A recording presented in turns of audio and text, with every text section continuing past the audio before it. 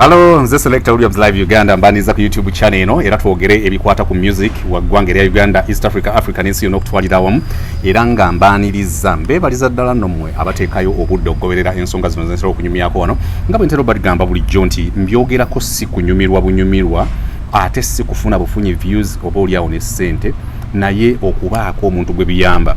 Ebimu ku byenjogera abantu bangi babigamba abantu oba baabiwulira okuva ku balala ne bongera obulamu bwabwe okugenda mu maaso. So yensobola kinange nkozesa omukisa gwe gumu okubyogera oba oliawo bina gwe bisobola okuyamba. This is Selector Williams Live Uganda for my viewers who are watching me and they are not so much conversant or they don't get clearly Luganda as a language.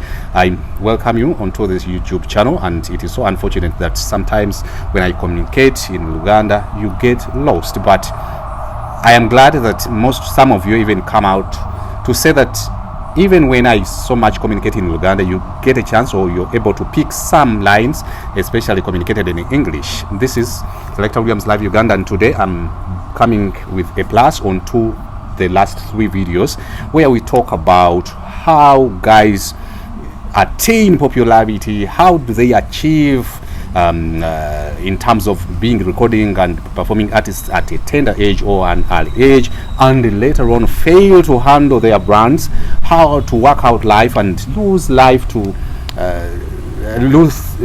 death, and maybe also their brands to the dogs. Selector Williams Live Uganda, recently we talked about, of course, many artists who began well and failed along the way. They lost, some of them lost both their brands and life to death. Some of them tried their level best because some of them died at ages of 50, 51, 45, but most of them end up dying at young ages of as low as 19, 22, 25 years. Andaba video SMBAyo yabadde ku ba artists betwakwogerako, of course. That's man from Jamaica yakubirwa amasasi ku balcony. Judy Boucher, who is not doing well in terms of, is having a lot of challenges regarding welfare, is having challenges especially financially, is having several challenges, of course. Yet she had one of the best-selling albums ever, especially that one of 1985, Dreaming of Virtual Island, having songs like Can't Be With You Tonight. But due to the fact that knowingly or unknowingly or ignorantly she signed wrong agreements and contracts, she ended up losing financial rights and or economic rights, almost losing performing rights. She no longer even perform. She stays in St. Vincent in the Caribbean. You can go on YouTube and search for a TV show called Daybreaker. You can watch the TV show and listen to herself say certain things that I said on this platform. Another artist we talked about was Karen, part of the Carpenters, who died in 1983. That is in the previous video. She was a good artist, songwriter, one of the best female jazz players or drummers we have had on this planet Earth. But along the way, she failed to handle life, especially when it came to love relationships, having several men, jumping from one to the other, and the last one was that real estate guy who punched the last nail into her life up to death. Another person we talked about was Robert Nesta Marley. Ayakole birungi nnyo mu Jamaica, but later on obulamu ne butagenda bulungi nnyo. We talked about Oliver Ngoma from Gabon, Brenda Fassie from South Africa, and Philip Lakedube. And so far among the few we have talked about, I think Philip Lakedube tried a little bit to work out good life out of his human being sense, and a little bit of Bob Marley, I guess. But today we come to talk about other artists who gained fame, who became popular, who are celebrated, whose songs played all over the world, but later on, due to their failure to respect their management, their handlers, their assistants and etc., they ended up losing life. Today I come with, in the first place, we shall be talking about Aaliyah. And the music zone, Selector Williams Live Uganda, abayimbi bano lwaki tuboogerako ensonga erirwa kuba nti abayimbi ne bannabitone naffe abakozi b'oku radio n'abalala ffenna abalina talent nga bwe ntera okugamba tulina ekizibu ekitusumbwa olw'okuba nti emirimu gyaffe gijjirako n'ettutumu bwe gijjirako ettutumu ebiseera ebisinga twekanga tulemeredde okujjukira nti tuli bantu ne tutandika okukola ebintu nga tukola bye twagala ebituleeta okugenda mu bizibu. Waliwo omuwala gwe nyina wano ku laptop yange bwe bamu ku bawala be mbadde nsomako okumala ebbanga okuva bena piikinga interest. Omuwala ono ye Dana Highton oba Hagton ffe tuba tubalagala okyogera Hagton Aaliyah enyimba ze zaatunda, of course ffenna twamumanya. Aaliyah yayimba ennyimba Try Again, several others. Aaliyah enzaalwa eye New York ezaalwa 1979 ng'ennaku z'omwezi 16 January, y'omu ku bantu ndowooza abakyala oluvannyuma baatuuka ne bamutuuma amannya mangi nnyo nga yasinga atadde ebipya ku rhythm and blues ng'omukyala n'abeera nti yemuwola asinza okututumuka n'okwagalwa abantu ab'emyaka gyonna n'ebiringa ebyo. But again, like I've always told you on this channel, being talented, being vocally able, producing good songs is totally another story from a story of handling your life as an artist and remembering the fact that you're a human being. So the way you conduct yourself, especially when it comes to how you conduct yourself when you're in the society with fellow artists, with stakeholders in the industry, matters a lot regarding how you will continue with that business. Aaliyah y'omu ku bantu abaalemererwa, maybe her entry point esalawo bingi nnyo. Aaliyah ng'ovudde ku ddoboozi eddungi Brooklyn, Detroit, mujjukira bwemali mulaba American Idol ndowooza 2018 waliyo group eyajja nga yama Masquire, omwana n'abalina introducing and I am the new Aaliyah. So noono omwana Aaliyah kyonna kyekiri webazaala mu Detroit mu United States of America ku myaka 10 gyokka, kuba nakutegeeza bwe nali ntandika episodes zino nti nja kulaga abantu nti kyandibadde kirungi nnyo okwatandika okuachivinga what you're supposed to achieve when you're still young, ng'obwongo bukyakola, ebinywanga bikyakola. Era nengezaako okulaga nti bano benkulaga baachivinga ebintu bino ebyokubeera celebrated, achieving success stories out of their talents, God given or divine talents from God. Naye ate ensibamire ntandika okudibya mutere. So ono muwala ku myaka 10 gyokka waliwo television show SCRACH yali egenda maaso, kati bwajja n'alabika ku sheeyo abantu abasinga ne bamulaba. Ntera nnyo okutegeeza nti abantu abadde celebrated world over, most of the time they have been spotted on talent searches. It is so unfortunate that in Uganda we don't have serious talent searches. Of recent I've seen Pearl of Africa and there is Yorese Tony. We have had other several and some time back we had Muvola with Uganda's Got Talent. Obabya Firawa. So Aaliyah bwalabika ku start search ate later on performinga ne Gladys Knight kyamuyambako abantu okumulaba ku myaka 10 era ku myaka 12 Aaliyah n'afuna omukisa okusainingibwa ne Jive Record Company. When you go to New York, definitely if you get a chance of visiting New York in the United States of America, New York and California are the two states where you find a lot of record labels and home studios, domestic studios, a series of things that show how America is enriched in terms of talent and equipment and anything that regards talent pushing. They push their talent through the technology they have, with the technology. Wamatubadde wano kati Jive Record Company bwe musayininga era uncle we Barry Hankinson singo muyambako.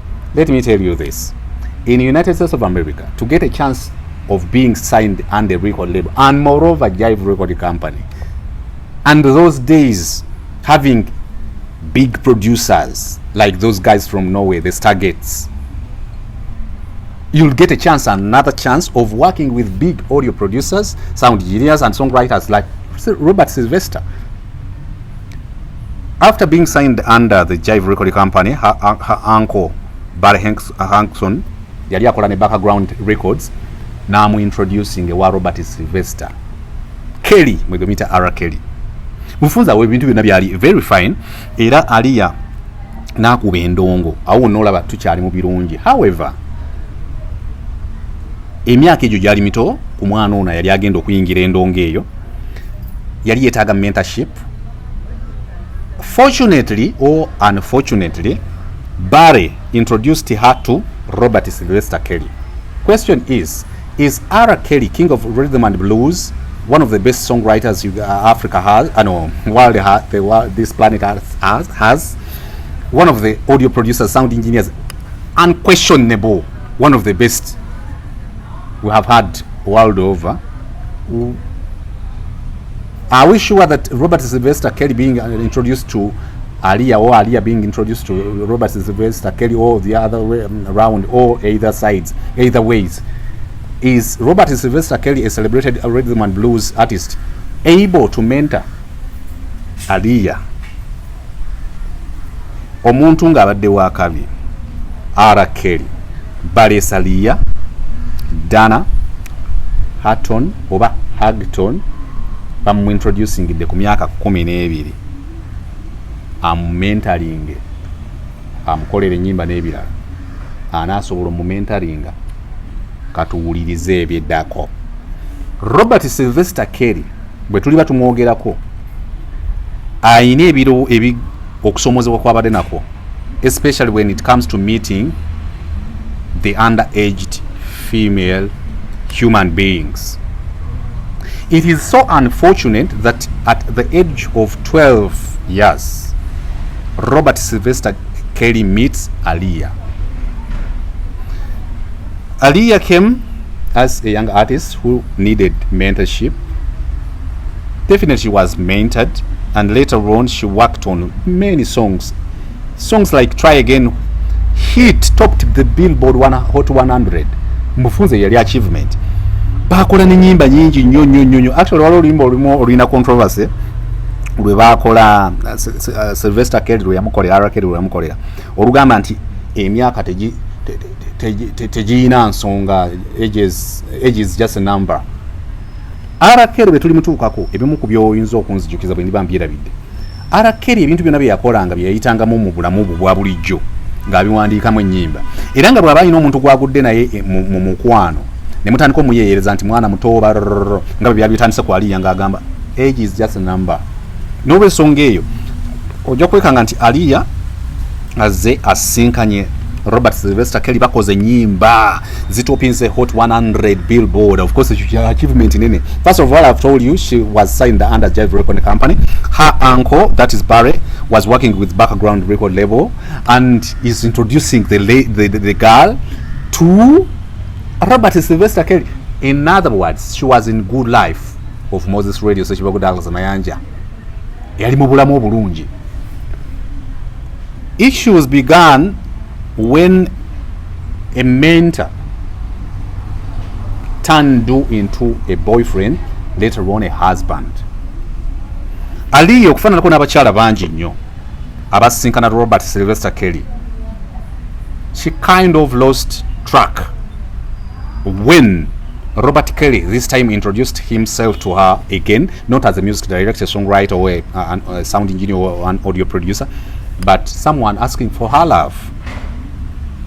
Actually, I remember in one of the documentaries, actually it still exists on Netflix, so you can go and watch Surviving R. Kelly, that documentary. You see people saying, and including relatives of Aaliyah, saying that actually we even saw Aaliyah on TV lying that she was 14, which wasn't true, and later on lying that she was 16. In other words, Robert Sylvester Kelly falling in love with a 12-year girl, later on 13 and 14, was kind of unfortunate for a society that is sensible. Ng'abantu bana kugamba omwana ono nga muto nnyo n'alyoka amukolera oluyimba olwa emyaka. Age ain't nothing but a number. Olwo lwalina amaanyi nti mwe temwaliyo ffe twaliyo twalina President Museveni. But on a very serious note, Aaliyah n'atandika okuruzinga track after falling in love with Robert Sylvester Kelly. Actually they wedded. Naye ate Kelly empasa gye yali awasa yabanga funny.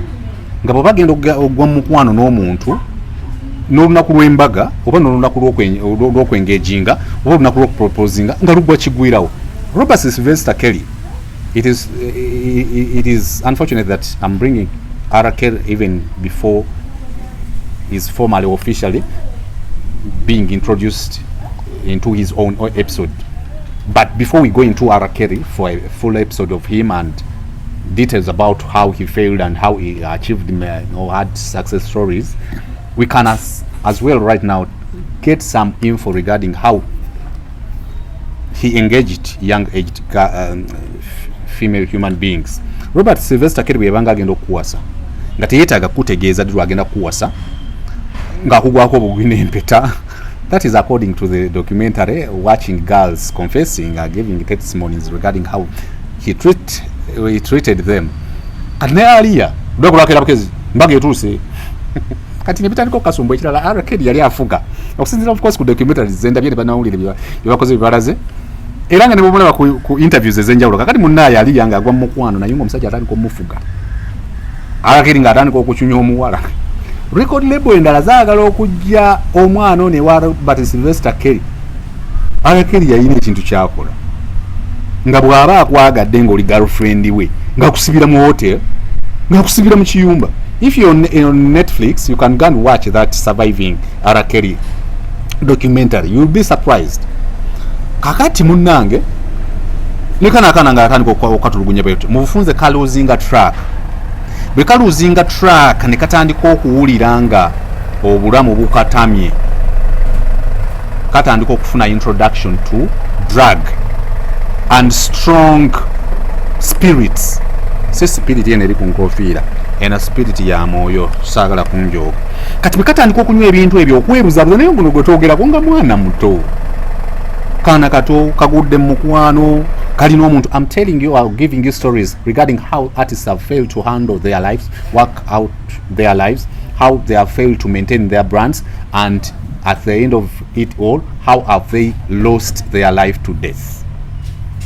Some of them are naive and taken process by process. Actually, when you watch this documentary of Surviving Kelly on Netflix, you will hear of I was naive. But seriously, when I'm doing or making my research, sometimes I come across some issues wetasobola kukiza. Bino mbale mulira ku TV ze Uganda kwanika tsabula. Ebya musajja yantwala process by process. I heard it. Black Americans, female human beings, saying it on camera that I was naive when I met Robert Sylvester Kelly or Kelly. So she saying a line on a light note. So natandika okufuna introduction ku drugs Aaliyah. Kiba kitegeeza kasi totandika okunywa spirit says eziri high eze volume ezawagula eza alcohol obwongo butandika okuvaako. Aaliyah natandika okufuna ebibinja eby'abantu abamu introducinga ku mize egy'enjawulo naye nga ate Kelly amugunda emiggo. Kelly nga amukuba olumu agenda okusisinkana mikwano gye alina bruises, family yegezezaako mubaye wa Kelly nga Kelly is a good player, a great an English word has skipped my mind. A good player. No, not a player. I don't want it is not what I want to say. Chigambo, hypocrite. One of the greatest hypocrites I've seen, according to the documentaries I've watched, is Robert Sylvester Kelly. Ngawira mbantu bagaba tuli mukwano bannange nenga bwatuka eri. And it never happened only to Aaliyah, but several female lovers he had as Kelly. Kati nono muwala. Of course, that is according to what I have watched in terms of documentaries and interviews on TV. If they are true, behavior ebiriwo. Kati Sylvester Kelly nga bwe babeera mu bantu ne b'eŋŋanda ze alaga nti tulyokke ne Aaliyah naye nga Aaliyah kyayitamu kirala record label nizigezako omusayininga nagana omwana nayingira ebiragalagala. Point is olwali ojja kwekanga nti Aaliyah ensobi yokka gye yakola was meeting or being introduced to Rara Kelly by her uncle Barry. Ye talina nnyo nsobi ze yakola ng'omuntu. Ensobi endala gye yakola was triggered by Rara Kelly mistreatment to her or mistreating her. Kati n'abiyingiramu. So sometimes ba artists balina ebintu bye bayitamu nga waliwo circumstances endala ezibireese never failing how to work out life, how to handle their brands, n'okubeerawo to live legacy, to live legendary life, to have success stories as artists were successful. Kati Aaliyah bw'atandika okunywa ebiragalagala ebyo byonna naye ate ng'eno bw'addamu bw'akola hits ez'enjawulo. Actually waliwo gye bayita Romeo Must Die. Abawandiika firimu eyo balabika nga abaali bagezaako oku hitting at R. Kelly nti ono yazannyamu rooli ye Queen of the Damned naye nga abaagiraba mu 2010 bagamba nti Romeo Must Die yali abawandiisi bagezaako okusindika some communication to R. Kelly kubanga oba oliawo in this sense Romeo was R. Kelly and Juliet was Aaliyah. So nakola role eyo naye olw'ebiragalagala bye yali anywedde yatuuka ekiseera nga Aaliyah wadde yali star yalina ennyimba yali biki nga takyasobola kulabika bulungi ku stage n'ebirala nga nebyeyekola bingi nnyo. So bw'olaba omuntu yenna nga ali depressed ng'anywa ebiragalagala tabinywa oluusi ebiseera nga nti abyagala n'emyenge tagunywa nti agwagala. Kati nkiziza ku bannayuganda kati gomuyimbi andaba mu Uganda bw'olaba ng'otuuse ku level eyo oyinza okuba olina omukyala oyinza okuba olina omwami yakuyisamu ebyo you're depressed. Solution is not drug abusing. You shouldn't resort to abusing drugs or alcohol or anything. Osobola okunoonyayo abantu ba counselors ne boogera naawe because this platform is for education, information and entertainment. So I'm giving information and giving you education of how you can handle yourself, especially when you feel you're depressed. The solution isn't abusing drugs. You shouldn't resort always to toyina kugamba nti kanywe enjaga ejja kunyamba kanywe bino bijja kunyamba biyinza okukusula mu buzibu. Aaliyah n'atamaliriza bulungi nnyo. One time mu Bahamas baalinnye ennyonyi nga bajjudde bangi. A girlfriend mukwano gw'omuwala ayalaba akanyonyi ako nga kagenda n'amugamba mbadde nsaba oleme kugenderako kubanga eyali avuga yali ali under the influence of many drugs and spirits. Kati girlfriend amugamba temulinnya kuba ekisooka n'akanyonyi ako kajjudde nnyo ate nga n'avuga tali soba akantu ako katono naye muliko abantu 9. Aaliyah under the influence of many spirits and several drugs n'alinnya n'agenda ne katekinga off. It is so unfortunate nti akanyonyi ako ka crashinga ng'ennaku z'omwezi 25 August 2021 era 21 osobola okukebera ku ssaawayo osobola okukebera gundiyo n'okebera ennaku z'omwezi oli bwa ddembe okutekinga time to done tomorrow to remember the life of Aaliyah eyafa mu airplane accident oba crash ng'ennaku z'omwezi 25 August 2021. Family ye oluvannyuma yagezaako nefayiringa ne babi sorting out of gundi of court because bali basuwinga ono yali avuga akanyonyi ako kuba bamuzuula oluvannyuma nga yali mu cocaine mungi n'ebirala. So that's how we lost Aaliyah at the age of 22 in 2001. Muntu yazaalibwa 1971. Story bw'oba ogiwulira omusanga ayina mutono, ayina emisango ebiri: being talented, musango ogwokubiri abusing drugs and spirits or alcohol, omusango omulala gwosobola obutanenyeza bare uncle we yamintroducinga kwara Kerry kwega bizibu naye ya losing obulamu. So we lost Aaliyah at the age of 22. Another person I would like us to talk about is a gentleman probably you're not familiar with, but you have heard at least a song recorded by him. That song is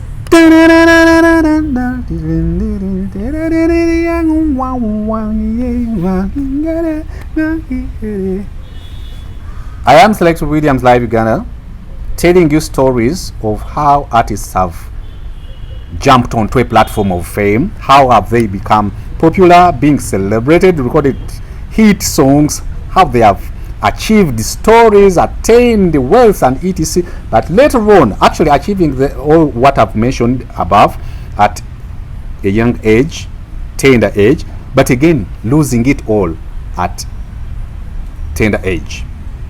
No bifuna ku myaka mito, no bifira ku myaka mito.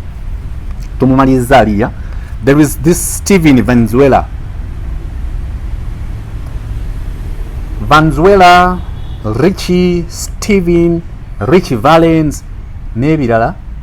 Tosobola kwogera ku music gwe bayita Chicano rock. Chicano rock aba Mexico abo baamukuba ennyo, Latin America baamukuba nnyo, naye omwana ono yazaalwa 19 ngenda kusomeza 13 May. Nga talent zonna zendi mu researching about naye yali wakabi. Actually oluyimba lwokalo bayita la bamba original version tumanye sente zirikoze yenga yafanadda omumerika ono gwe bazaala mu kazinga. Actually akazinga mbadde nkalabawa bakayita lower, kali mu midwestern eri mu masekati g'obugwanjuba obwa Mississippi obwa United States of America, mu masekati ag'obugwanjuba ka United States of America. Actually border yawe ye Mississippi River. So omuvubuka ono yali wakali, yali celebu nga bwe mutera okugamba wano. Kati bwe mba mbisoma ebintu bino nze binyamba ki to learn okubigattaganya ne industry yaffe ya wano. Omusajja ono yajja n'aleeta, actually bamuyita pioneer owa Spanish speaking rock and roll. Abantu bonna abaogera Spanyol, abaogera Spana bamuyita Spanyol ndowooza. Yabaleetera kye bayita rock and roll mbulolo bombo clat. N'abaleetera rock and roll waabwe abaspana. Actually rock and roll gwe introducing n'atunda nnyo mu Mexico, Latin America. Gayo ate ekirala yina rock and roll ali melodic, because even when you listen to songs that a good example is that very one, that is La Bamba.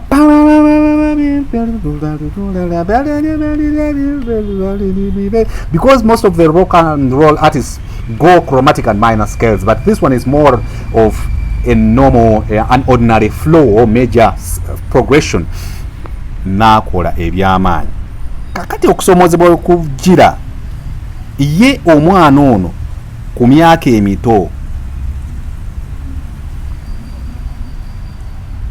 banne bonna abataano baganda be balaanika okulaba nga abasukkulumyeko ng'akyali muto. Kyewuunyisa nti Steven Richard Valenzuela ebintu byeyakola mu street z'ewaabwe musically abantu abakulu baali babikoze, naddala eri ewaabwe mu lower n'ayimba, naye waaliwo abasinga okuyamba abantu. Mulaba wano Erikenzo bamugamba ayagalwa abaana nabo bantu. And if you're a recording and performing artist and you're not loved by the youth and children, you're having issues, because waliwo ennyimba zetwagala salon pasi ezituwazagalanga abaana bato. So kati nono yagalwa nnyo abaana abato naddala ku myaka gye 15. Aaliyah gwe tuba twogerako yatandika okwagalwa abantu ku myaka 12 era n'afuna introduction to being signed under the Jive Record Company, later on introduced to Robert Ziveza Kelly. And this one at the age of 15 is so much loved, where he was born in Lower United States of America, near the river of Mississippi. Nayagalwa nnyo abantu. And one time he was supposed to perform kujibaita Pacoima junior school era bwa performinga yeeyo jafunira omukisa one of the guys abali bananyini muziki as a business, the owners of music as a business, jamulabira ku ssomero eyo era n'amuyita okujja okubeera auditioned. Omuvubuka gwe bayita Sylvester tumanyi Richard Steven Valenzuela, osobola okugamba Valenzuela yayina amaanyi nti n'abaana b'essomero Pacoima High School bateeka pressure ku bazadde baabwe basasule ssente, ate nga ne pressure bagitadde ku bazadde babaleetere Richard Steven Valenzuela. Omuntu nga sita ku myaka 15 obulamu bukyankalanirawa. Actually bwe yalina emyaka 16 waliwo band bw'oyitibwa bandi ebiseera ebyo nga bw'oyitibwa bandi okuyimba nayo wabanga waakabi kiringa kugamba nti ojja oyimbe ne mascots eya Eri Wamala wabanga waakabi ssebo bwe waakabi kati ne bamuyita abeeremu nga akuba gita ng'ate bw'ayimba because yali tannatuuka ku level kumwesigisa stage especially ku myaka 15 nga tannabeerawo. So omukulu ono Richard Valenzuela oba Steven n'amanya ge gonange bwe gali bw'agenda ku ssomero liri bonna n'ayimba bw'amaliriza olwo n'alyoka afuna guy gwe bayita Ken n'amusayininga mu record label, era record label eyo bw'amusayiningamu ng'ennaku z'omwezi 27 May 1958 omwana ono lwamusalako erinnya eribadde erya Richard Steven Valenzuela n'aligamba nti Richards baali bangi nnyo nnyo n'amutuuma Ritchie, n'erya Valenzuela n'alitemako leribeera VALENZ n'afuuka Ritchie Valens. So bakubuuzanga omuntu eyayimba original version ya La Bamba is Ritchie Valens from Ken nga amusayinize mu record label ng'alisaze from Richard Steven Valenzuela n'amutuuma Ritchie Valens. Kakati mu 1958 n'amusayininga n'abeera waakabi. Challenge y'aba artists ebiseera ebisinga si kubeera baakabi, ekyo si kyekizibu. Okubeera abaakabi babeera, okubeera kukola ku radio, kubikola ku TV si kyekizibu n'okututumuka, naye bw'omala okututumuka obulamu butambuzza otya. Ku myaka 16 yatandika okulya obulamu. That is according to the documentaries. Actually documentaries ezisobola ziteeka ku YouTube channel yange bajja kunstrikinga n'ebifaananyi ebimu ntya nnyo bikozesa eby'abantu abo. By the way ntya nnyo okukozesa ebintu ebyo eby'abantu, olumu mbiteekako naye mbiteekako ntya some people with their images alala basigaza rights ezo babeera so serious especially with business. Ono ng'akyayogerwako Ken ng'agamba nti Bob Ken nti omuvubuka namusayininga naye yatuuka n'aba nga anvudde mu ngalo ng'oluyimba lw'amaanyi La Bamba nga naye w'amaanyi naye ng'akyali muto tannatuuka na kuyimba ku stage. Actually nga ne bali ababandi abasooka omuwanga guitarist bakyogera nti omwana oyo olina omuyambako at this stage, naye yalina talent ng'eri waggulu nnyo nnyo nnyo. It is so unfortunate obwakiwagi bwe bwamusumbuwamu Bob Ken n'abanga amuleka atambuze obulamu bwe. Yatandika ku biragalalagala n'okunywa omwenge we yali agwagalidde. Waliwo concert yali mu Clear Lake elowa kiringa lutalo ogenda ku performinga ewa Eruwero abakaalo gabolaba walikaga bagenda na performinga mu bitundu ebimu e Masaka abakaalo. This time Clear Lake elowa concert yali egenda kukola bweti. However mu negotiations zino eza sente ne business bafunamu obutakkaanya n'omwana omuto omyaka nga bafunyemu obutakkaanya, era mu butakkaanya obwo Bob Ken n'agamba nti olimba leese bw'aba tayagala kutuwa sente zino takutwala. Bob Ken n'agamba Ritchie Valens, we shall not perform unless if the money is added. Unless if that promoter adds money. Mulabye oluzungu weddire mu Luganda munnange sente n'agaana ozigattako promoter. Bob Ken n'agaana Ritchie Valens ogenda okuperforminga, Ritchie Valens n'agenda okuperforminga n'amuleka. Kati ekisinga okubeera ekibi ng'ennaku z'omwezi 2 February 1959 abakungu bano ssebo ebiseera ebyo bigabanga masape okufunayo akanyonyi akababuusa akati bwe yagenda nga baperforminga mu lowa ekiro ku ssaawa 6 nga balina okudda e New York performance ewedde ya Clear Lake mu lowa ku ssaawa 6 ogw'ekirondere kika 5 akanyonyi ne kakrashinga. Actually abamu bagamba Bob King nga nanyini muyimbi ono yakola olukwu olwo, abamu bagamba yali avuga akantu kano yali ali under influence of alcohol and drugs kuba be basangamu bonna nga wadde baali bafudde. Nono Ritchie Valens kabaka wa Alabama introducing a Spanish speaking rock and roll eyafiira ku myaka 17 naye bamusanga ebiragalalagala mu mubiri nga bijjudde ng'era kiraga ne kwolwo yali anywedde n'agangayira. Unfortunately again today I've told you given information regarding the 2 artists that died due to airplane crash or crashes, who died due to lack of proper guidance. Bafa oli Aaliyah wa myaka 22 katika kano kasajja katu myaka 17 up to now we are still dancing to La Bamba.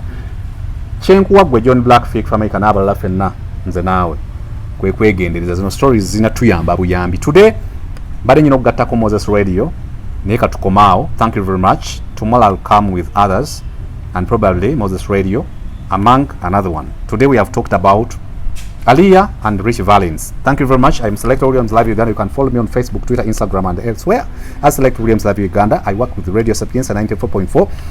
The source of wisdom, streams of good music and sports. Every Friday I present a show, the Old School Friday 4 to 6 p.m. and every Saturday I have the Music Zone show where I do commentary and analysis. With the first hour of that show is always about the top 20 songs of Ugandan music artists. It is dubbed the UG Top 20. Selector Williams Live Uganda says goodbye.